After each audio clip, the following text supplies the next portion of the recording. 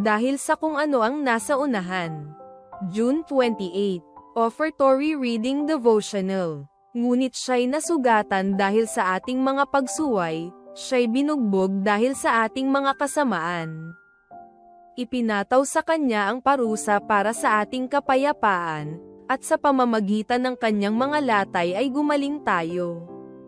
Tayong lahat ay gaya ng mga tupang naligaw.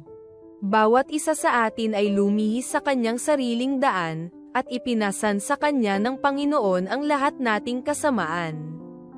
Isaias Kapitulo 53 versikulo 5, 6.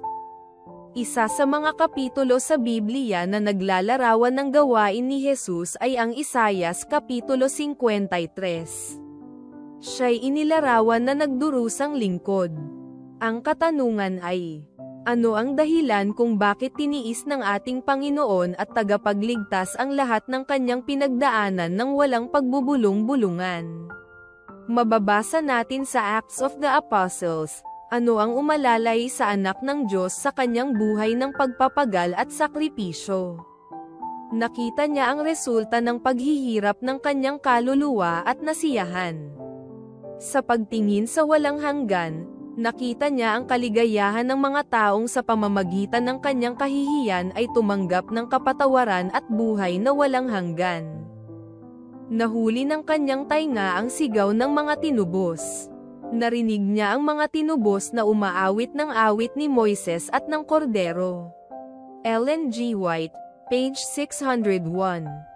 Ang katuwaan na makita ang kaligtasan ng mga dahilan ng kanyang pagdurusa ay nagbigay ng lakas sa ating Panginoon at nagsilbing halimbawa upang matiis natin ang lahat ng kanyang pinagdaanan.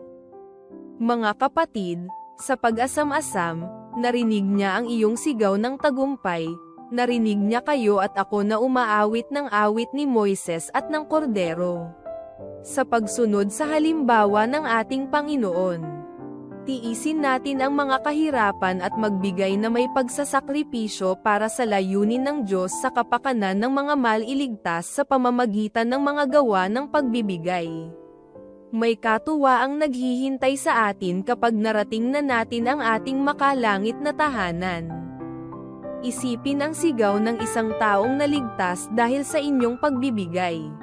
Ilarawan ang isang taong umaawit ng awit ni Moises at ng Kordero dahil sa matapat mong pagsasauli ng iyong ikapo at mga handog. Panawagan. Magbigay tayo na iniisip ang hinaharap. Kapag si Kristo ay nasa gitna ng lahat ng ating ginagawa, maaari tayong magkatuwa, na sa ating pagbibigay ay nagagawa nating gumawa ng pagkakaiba. Sa pagbabalik natin ng ating mga ikapo at mga pangakong handog ay ilagay natin sa huli ang ating mga hangarin, at unahin ang Diyos.